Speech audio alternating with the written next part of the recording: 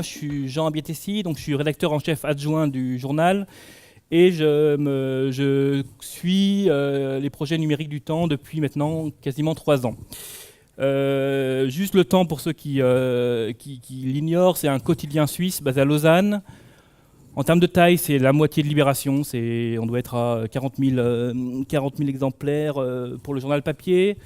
Le site qui marche avec un paywall, c'est 1,5 million de visiteurs uniques à peu près. Et donc il y a un système de paywall avec des abonnés payants. En termes de positionnement, c'est un petit peu comme Le Monde, si vous voulez. Beaucoup d'écho, voilà, un segment qui se veut un petit peu qualitatif. Juste aussi un cadre qui est important aussi pour la suite, c'est en Suisse comme en France, mais en Suisse c'est vrai en ce moment particulièrement, le cadre économique est agité. C'est-à-dire qu'on travaille il y a eu des restructurations, il y a une pression économique qui est très forte sur les médias. Donc toutes les stratégies digitales se déroulent dans ce cadre-là.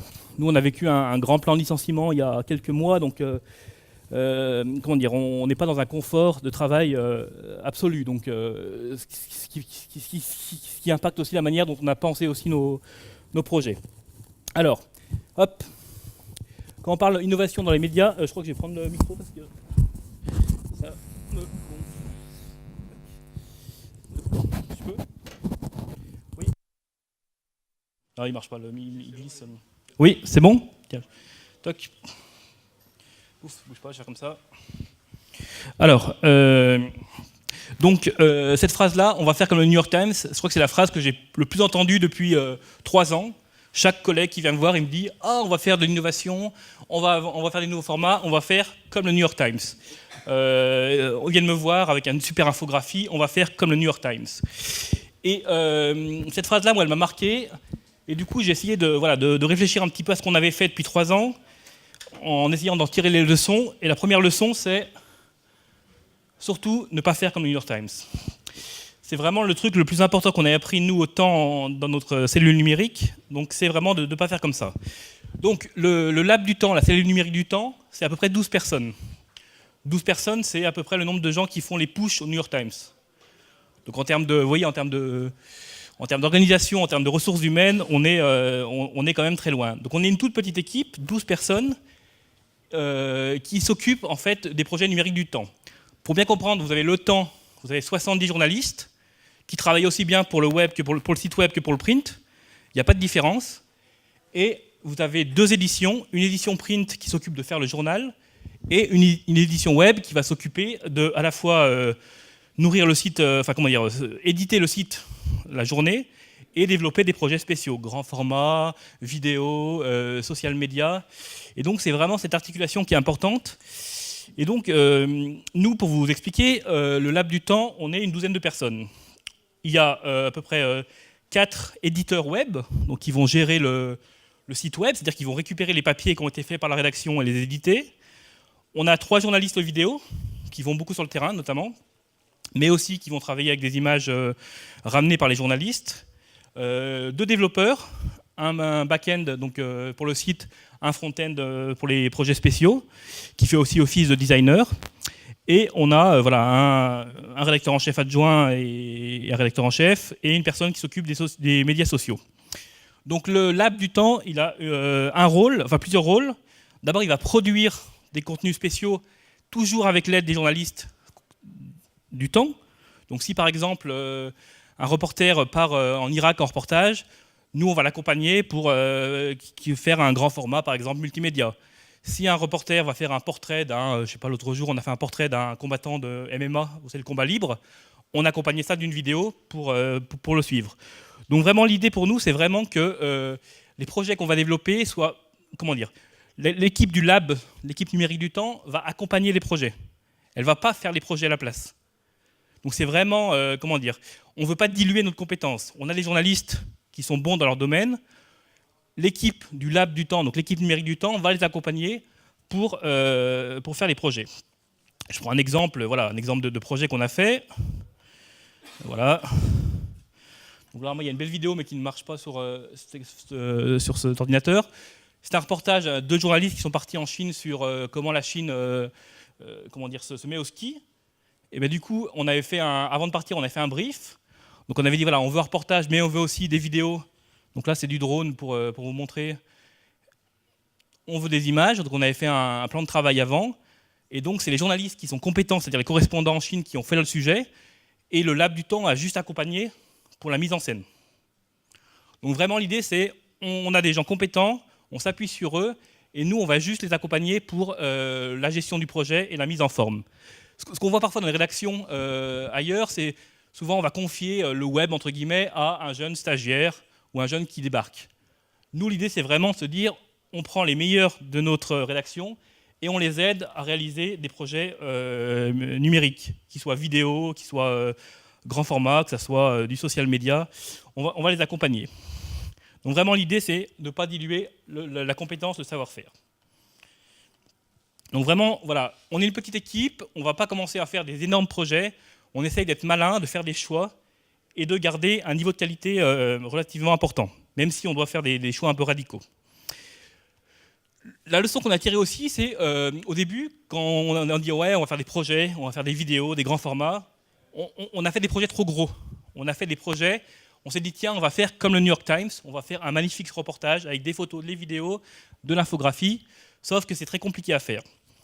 Donc depuis 2 ans, on a mis en place ce qu'on appelle chez nous la Toolbox. C'est une boîte à outils, en bon français, qui nous permet, en fait, c'est une espèce de maquette de code, donc ça ressemble à ça, si vous voulez, qui nous permet en fait facilement de produire des contenus multimédia très vite. Je prends l'exemple, par exemple, voilà, vous avez ici vous avez un grand format, donc voilà, qui va être un peu comme le format sur la Chine. Et donc en fait, qu'est-ce que c'est?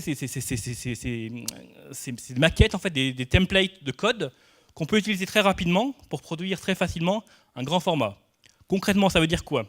Ça veut dire que si un reporter part en reportage, je ne sais pas, l'autre jour en Suisse, il y a eu un effondrement de la montagne. On envoie un reporter, il va nous ramener un reportage. On a un photographe qu'on envoie, il va nous ramener des photos. Grâce à ce système, on peut très vite produire un grand format multimédia en quelques heures. C'est tout simple, vous voyez, vous avez un petit outil téléchargé, pouf, vous avez un bout de code qui sort. Donc je ne vous le montre pas parce que c'est un peu long, mais voilà, vous le mettez en ligne sur votre site, sur notre site, et du coup, vous changez le texte et vous pouvez avoir un grand projet multimédia. Vraiment, voilà, ça prend 2-3 heures, c'est très rapide. Donc en fait, cette réflexion-là, c'est vraiment une réflexion de se dire, voilà, plutôt que faire chaque fois des projets, créons les outils pour les faire. Donc au fur et à mesure, on a construit des outils. Donc là, on a le format grand format, une chronologie, un grand format multimédia. Je peux vous montrer, c'est un truc comme ça, si ça veut bien marcher. Voilà, donc ça, hop. Voilà, hop. Ouais, ça marche, ça ne change pas. Toc. Donc, bon, ça ne veut pas charger, ça met du temps à charger. Voilà, donc ça permet en fait d'avoir des grands formats comme ça. Donc là, on pourrait imaginer de nous faire un article, mais on a choisi ce format-là. Donc là, on a un grand format multimédia qui raconte 5 ans de guerre en Syrie. Voilà. Et donc ça, pour nous, si vous voulez, c'est en termes de fabrication, ça prend le plus long, c'est de faire le texte et les photos. Le reste, c'est ça nous prend peut-être 1 heure grand maximum, voilà, pour le fabriquer. Et en changeant cette logique, en disant on va faire des outils pour construire nos formats, nous on a vraiment pu développer de manière assez forte tous nos sujets. Autre exemple, qui est un bon exemple justement, qui incarne un peu ça, ce sujet-là. Donc ça, attendez, hop, je recharge. Donc ça, c'est un projet qu'on a fait sur le fuel lourd. Le fuel lourd, c'est le carburant qu'on trouve dans les bateaux. Et donc ce format-là, en fait, c'est un sujet qui est un bon exemple de ce qu'on a essayé de mettre en place. Ça, c'est un sujet, Sylvain Besson, voilà, qui est un des meilleurs enquêteurs du temps. Il a fait le sujet. Comment on a fait? On s'est mis avec le designer pour fabriquer ce grand format-là. On a essayé des choses. Donc on a par exemple, pour expliquer un petit peu comment ça fonctionne, on a des modules infographiques. Voilà. Donc ça veut dire que le journaliste s'est mis à côté du designer pour imaginer un format adéquat. On a aussi fait bosser, on avait une data journaliste, on l'a fait bosser dessus pour avoir des infos. Et moi, j'ai joué le rôle de chef de projet sur ce format-là. Donc ça, c'est vraiment, pour nous, c'est vraiment un bon exemple de format qui est un format collectif et qui peut se faire vite et qui amène une plus-value à nos lecteurs. Et ça, c'est un très bon article. Enfin, voilà, il y a un très bon article, il y a une mise en scène qui est assez sympa. Et voilà, nos lecteurs l'ont bien remarqué. Voilà, il y a une bonne audience et Et pour nous, on marque des points. C'est-à-dire qu'on a un format vraiment chouette, vraiment différent, de qualité, et qui marque. Et on le fait de plus en plus. On le fait par exemple, voilà, je vous parlais du reportage de guerre. Là, il n'y a pas longtemps, on a un reporter qui est parti à Mossoul. Voilà, alors les vidéos ne se jouent pas, même chose. Mais du coup, on a... voilà, hop, on l'a envoyé en reportage, il nous a ramené des vidéos, de la photo, et il y a un excellent sujet. Voilà. Donc vraiment, cette façon de travailler différemment, pour nous, ça a été vraiment quelque chose qui a changé nos manières de travailler. Et on le voit en fait, on le voit vraiment même nous dans la façon de travailler. C'est-à-dire que quand on a des pigistes avec qui on travaille, de plus en plus, on va leur passer des commandes plus larges. On va leur dire, OK, on veut un grand format. Donc voilà, on voudrait des photos, des vidéos qui sont payées, hein, c'est pas compris dans, voilà, on paye en plus pour avoir ça. Et on arrive aujourd'hui à produire un grand format, un projet multimédia tous les 15 jours, très facilement. Donc ça a vraiment changé nous notre façon de travailler. Avant, on avait un taux d'échec important. Avant, on faisait des projets, et puis du coup, soit on mettait un temps fou et la deadline passait, soit on n'arrivait pas, on s'engueulait, soit... voilà, enfin, vous savez comment ça marche dans la rédaction. Maintenant, on a trouvé un système qui nous permet facilement de fabriquer des choses. Et on ne va pas lancer un nouveau format si on sait qu'on ne va pas le réutiliser. Si je prends l'exemple, je reprends ma petite boîte à outils, chaque élément en fait, a été utilisé plusieurs fois. Là, on a un slider, là, on a un trombinoscope. Le grand format, clairement, on l'a fait, je sais pas, une bonne quarantaine de fois. La timeline, on l'a fait une bonne quinzaine de fois. Ça, on l'a fait 10-12 fois. Donc vraiment, cette logique d'outils et pas logique de contenu. Pourquoi ? Parce que ça nous permet, en fait, au moment où on fait le projet, de nous centrer sur le contenu et pas sur la technique. Il suffit juste de récupérer ces maquettes et voilà, on a des grands formats quasiment clés en main. Alors, ce qui est un truc important aussi à nous, ce qu'on a appris, c'est qu'aussi, on a toujours l'impression que l'innovation, enfin les nouveaux formats, c'est vraiment un aspect technologique.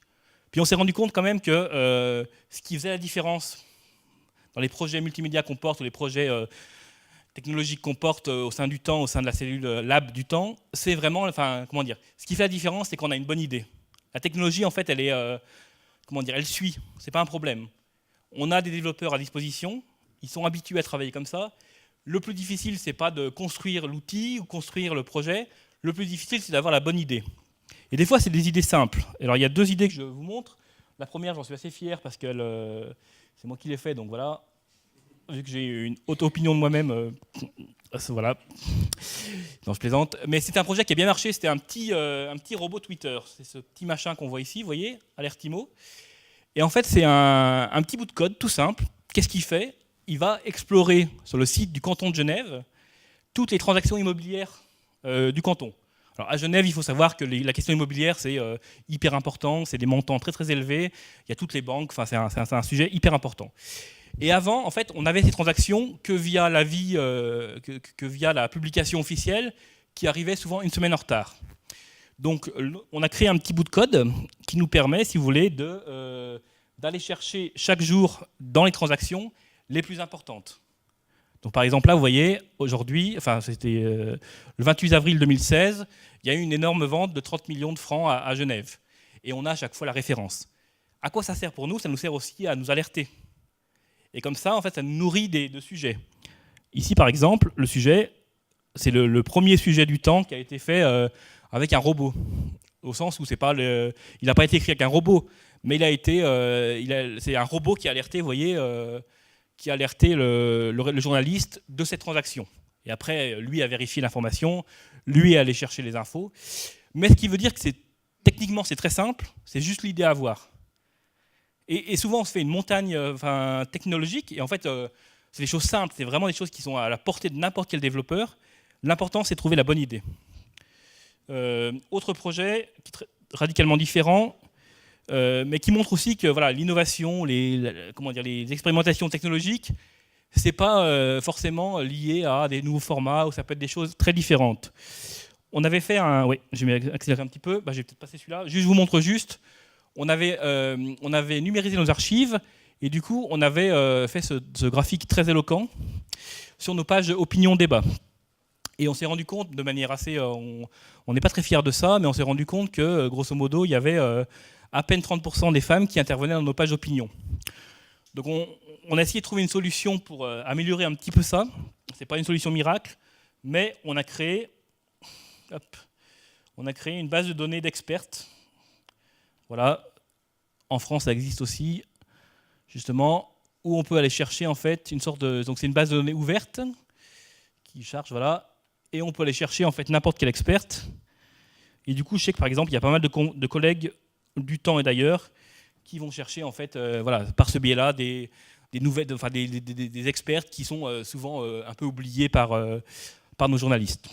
Donc l'innovation, ça peut être, c'est pas seulement du code. L'audience c'est hyper important. Simplement, souvent dans les projets, c'est vu comme un coup près. C'est-à-dire qu'on va faire un projet et puis du coup, on va voir s'il marche ou il marche pas. En gros, c'est votre projet, vous l'avez fait, vous avez fait un super sujet et votre rédacteur en chef, il va regarder les statistiques et il dit ça marche ou ça marche pas. Nous, autant, on essaie de faire les choses différemment. C'est-à-dire qu'on va essayer de se dire, l'audience, elle permet d'avoir, d'être en fait un outil plutôt qu'un coup près. Si on a un projet qui ne marche pas, on peut voir pourquoi. Je reprends l'exemple rapidement du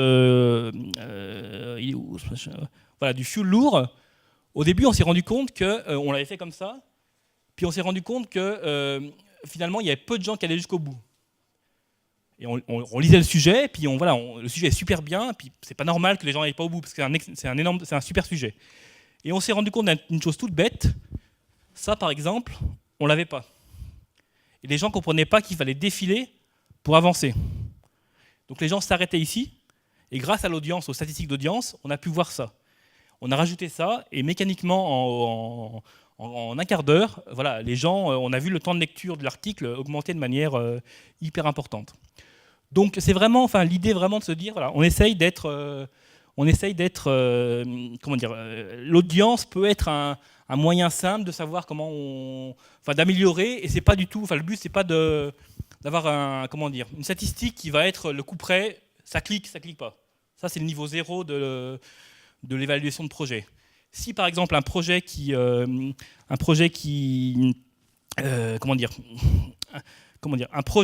faire 5000 visiteurs par exemple, mais qui est vraiment sur un créneau ciblé, par exemple, on fait un sujet sur les jeunes politiques suisses, et puis on voit que l'audience elle est suisse, et que tous les jeunes politiciens suisses repartagent sur Twitter ce sujet-là, c'est un sujet qui a marché. En revanche, un sujet qui fait 100 000 vues, mais qui est 90% c'est fait à l'étranger, et puis les gens restent 10 secondes sur le projet, c'est un sujet qui ne marche pas.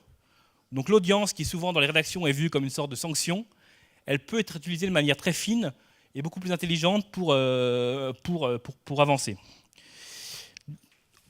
J'avance là-dessus rapidement parce qu'on me presse un petit peu. L'écosystème, c'est important aussi. On parle d'innovation dans les médias. Ce qui est important de savoir, c'est que l'innovation, elle est certes par les compétences des gens qui sont dans l'équipe. Donc nous, sur le recrutement, on fait des efforts pour aller chercher vraiment on prend le temps d'aller chercher des personnes qui sont vraiment très très compétentes. Mais c'est aussi l'écosystème. Nous, par exemple, au Temps, donc on reçoit souvent des startups qui viennent nous voir pour nous parler de projets. Souvent, dans 80% des cas, ça ne débouche sur rien. Mais ça nous permet, nous, d'avoir aussi de nouvelles idées. Et on organise notamment des hackathons. Et on essaie d'en faire un par an. Alors c'est beaucoup de boulot, en fait, mine de rien, mais c'est vraiment des choses qui nous permettent d'avancer, d'avoir des nouvelles idées. Là, on avait fait travailler des gens, des historiens, des designers, des journalistes et des développeurs sur nos archives. Donc on leur a demandé, si vous voulez, de travailler sur des idées de projets. Donc vous avez par exemple, donc il y a différents projets. Il y a des projets qui regardent les images qui ont été publiées. Il y a des projets qui vont alors par exemple, il y a celui-là qui est assez chouette, qui va pouvoir voir si un sujet est publié. Donc là, c'est un sujet actuel. Il va pouvoir lire le sujet de manière algorithmique et savoir s'il y a des sujets qui sont dans nos archives qui ont été traités de la même manière. Donc là, vous avez un sujet sur les algorithmes, et en 1995, il y a eu un sujet sur les ordinateurs compteurs. Donc c'est vraiment ces moments-là d'hackathon, c'est vraiment pour nous hyper important. On essaye d'en faire un par an, et ça nous permet, nous, de réfléchir à de nouvelles idées. Et on a aussi des développeurs qui viennent, et on a un petit écosystème de gens qui nous suivent, notamment des gens qui sont spécialistes de la sémantique, l'analyse du contenu des papiers. Et ça nous permet, nous, d'avoir aussi de nouvelles idées. Et on a notamment un projet qui est né un petit peu de ces réflexions collectives. C'est le projet Zombie. Hop, si j'arrive à me connecter.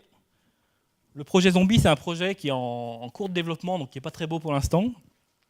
Mais c'est un projet justement qui est dans cette logique-là de se dire comment on arrive à sortir du clic, comment on arrive à, à mieux évaluer nos contenus, à savoir si un sujet il marche pas parce qu'il fait beaucoup de clics, mais parce qu'il va être cité à la revue de presse.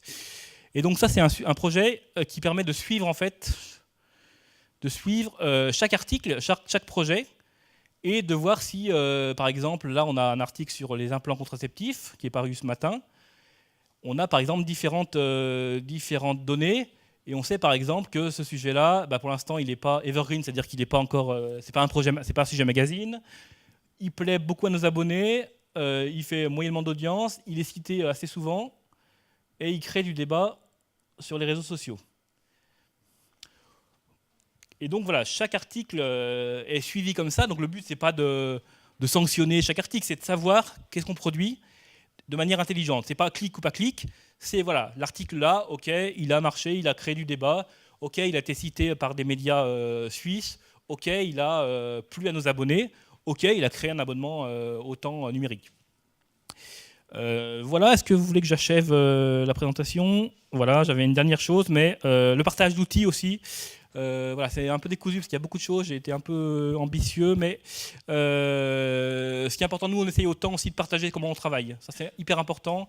Aujourd'hui j'ai l'impression qu'on ne peut plus travailler comme ça en vase clos.